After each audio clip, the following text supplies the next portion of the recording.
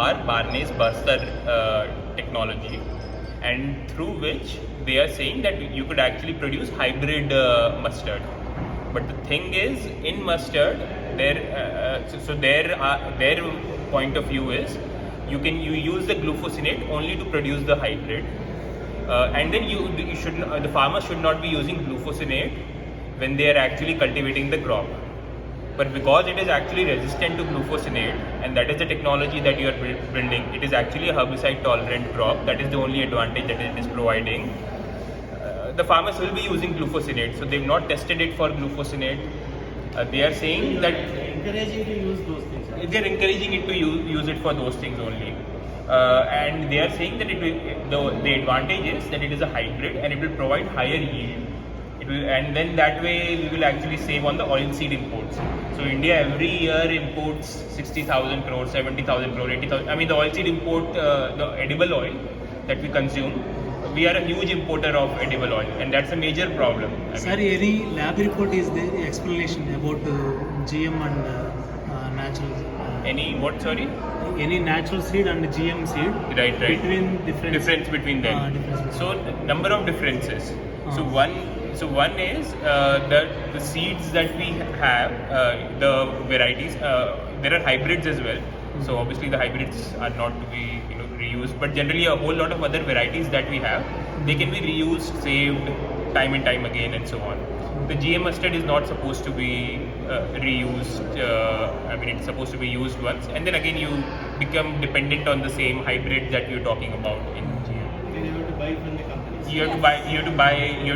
No, sir. What I'm asking, any lab report is there? GM. So that is what I was saying. So one is they've not shared the data. They did their own tests.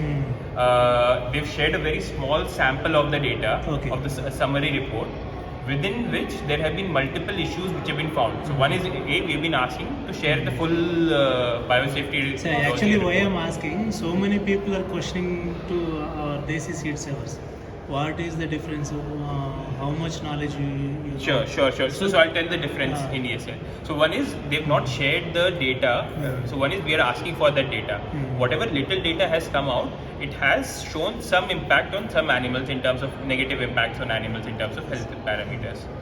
What another difference also, so they are saying it is a higher yielding variety. It will give you higher yields. However, we have Desi varieties, including there is Shringar variety in Rajasthan, even some other non-GM techniques of growing mustard. So there is DMH1, so 3-4 varieties, more varieties which are known to be providing higher yields. So then there is Shri. Some of you might know Shri with the rice intensification techniques. What is fundamentally important is seed is not only about yield. Right. It is about who controls the seed. It's a farmer who should control. So however good a seed is, now when BT cotton was introduced, you had Bolgard 1 technology. And when Bolgard 1 started failing, and when they came up with Bolgard 2, the Bolgard 2 seeds, BT seeds, were sold at a much higher price. So when your market is flooded only with one company or 3 company seeds, you have to buy them at the price they tell you. And when it fails, whereas when you talk about Desi seeds, you have hundreds of varieties. You can develop it, you can grow it, you can multiply it, you can sell it. So seed is, it's not, food security, seed sovereignty is not about, when you put one seed, how much of output or yield you get. It is about who controls the seed. It's about who owns the seed. So when it comes to climate change, it's all trial and error now. Which one of us knows what is working? One time we have, earlier we had, they'll say flood resistant crops. Now we don't have floods the whole season. We have floods a part of the season, then we have drought the rest of the season. So all of us are trying out whether our native seeds are working, what is working. So in that time, to have a technology which we don't have control over, for which farmers have to buy seeds, is very dangerous. Already farmers are, loaded with financial burden. They are not able to make farming viable. Now in addition, if they have to buy seeds, their situation will become even worse. So that is, so we look at BT or the GM technology not only from a technological point of view, but it's also a social thing, it is an economic thing, and it's also sovereignty of the country. You cannot have one company coming and selling. Now look at 96%. 96% of cotton is owned. I mean, it's all BT. So we know we have people who are trying to revive native cotton. It's a struggle. It's a struggle. Nobody wants to grow it. It gets contaminated.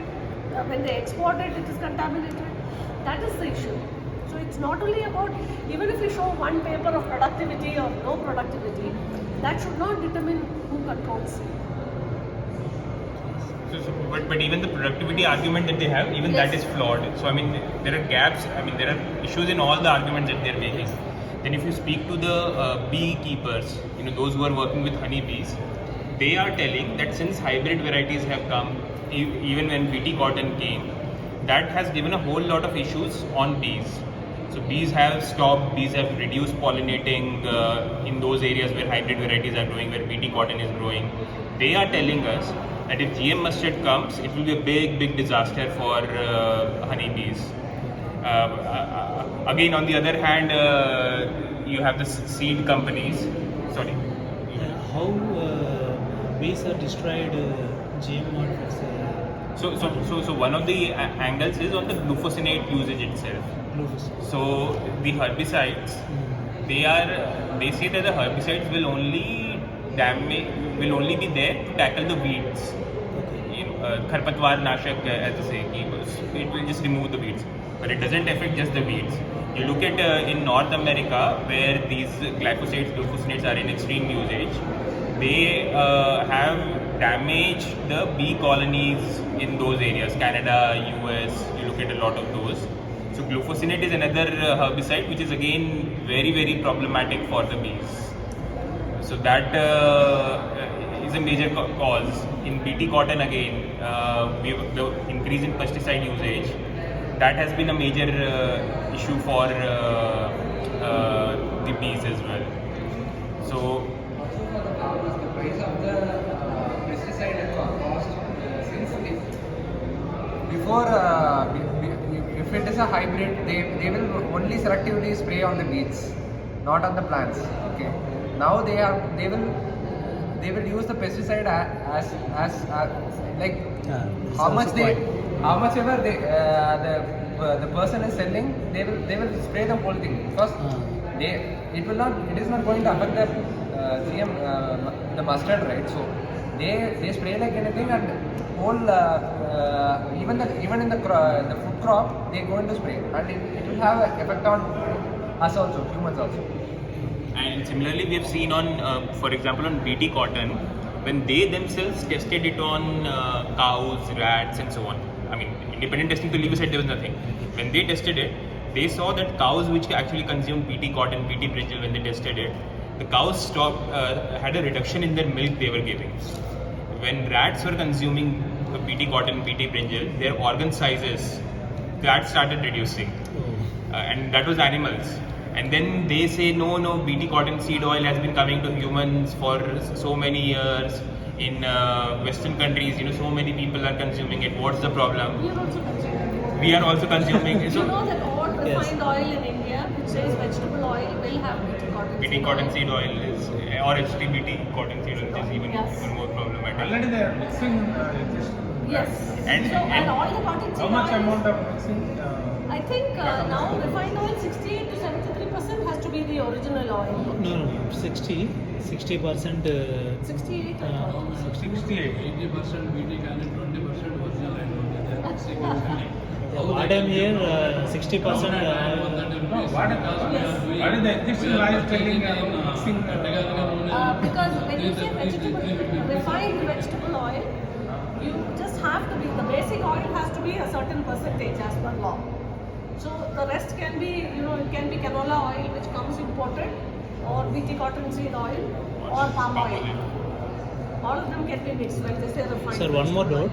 GM seeds are not good suggestion for natural farming? Yeah, no, not at all. So organic natural farming strictly says no GM. As per law and this thing. Right. Even your certification. GM seeds and BT seeds, how to find it?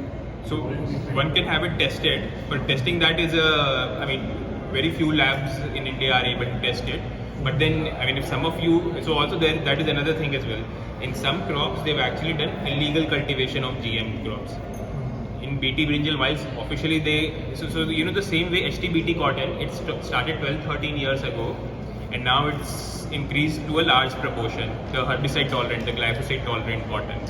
Similarly, over the last few years, we have had confirmed and tested via laboratories knowledge of BT brinjal in Haryana, GM soya bean in Gujarat. There are also, I mean, GM mustard is just coming now, but there are also questions, there are reports coming of possible GM mustard already finding its way in Rajasthan. So I guess, I mean, the problem is clearly at multiple levels. I guess the question also what can we, what should we do about it? We've already seen, I mean, you know, one phase of green revolution. I mean, this is another phase of green revolution, Geen revolution, as they will say. Obviously, BT brinjal was stopped once, but we have this major threat of GM mustard standing on our doors right now. And again, I mean, when we are together, and on GM mustard, farmer groups are saying it should not come. Beekeeper groups are saying it should not come. Environmentalists are saying it should not come. People from a health perspective, doctors themselves, they've said in the past that this should not come. Scientists themselves have said in the past it should not come. So again, I mean, when people from various understandings, common citizens, common consumers, common farmers come together, raise their voice, ask their state governments, tell media about what is the issue around, get the consumers involved. So because also, I mean, it's not just about GM, it's about saving organic as well. It's about promoting, I mean, if we are not able to save the seed, then what sort of organic farming natural farming are we going to be able to do with GM seed? And the ways that they've destroyed cotton seed has been multifold as well. The germplasm that was there, the desi cotton variety, the non-GM varieties were removed from the market. And then again, all of this is very well documented. There are articles, reports, etc., all mentioning about a whole lot of these things. How the germplasm was destroyed, how the varieties were removed. Who knows tomorrow, I mean, 10, 15, 20 years down the line, if GM mustard is approved, we might be standing in a similar situation where we do not have mustard. And if it enters into a food crop, the difference between cotton and mustard is actually a food. Mustard is something we directly consume. Cotton seed, cotton, so it comes through. No, nowadays cotton also directly we are consuming. Right. They developed it and they approved it saying it's a non-food. Non-food, but at least it's not supposed to be consumed. I mean, unless you consume the processed food, mustard is to something that you will, consume. And then if it comes into one food crop, there is no stopping them into be able to taking it to. There is a whole line. There are hundreds of varieties, crops under testing at various stages, which if they get one green light, the whole flood can start. And then I don't know what we'll do, what way we will be able to do about organic farming, natural farming at that point of time. So this is really right. So yes. So Is there any comments, question. name and